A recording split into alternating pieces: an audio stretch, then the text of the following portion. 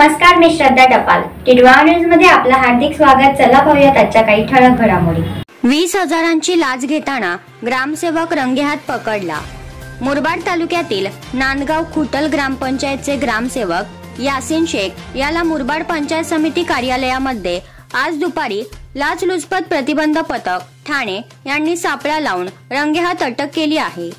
मुरबाड तालुक्यातील नांदगाव ग्रामपंचायत मध्ये कार्यरत असलेल्या ग्रामसेवकाने नवीन बांधलेल्या कार्यालयाचे कामाचे 7,20,000 बिल काढण्यासाठी 20,000ची लाच मागितली असल्याचे तक्रारदारांनी सांगितले असून गेली अनेक दिवस हा ग्रामसेवक लोकांना त्रास देत असल्याचे तक्रारदाराचे म्हणणे आहे. मुरबाड पंचायत समितीच्या सभागृहात आज ग्रामसेवकांचे प्रशिक्षण सुरू होते.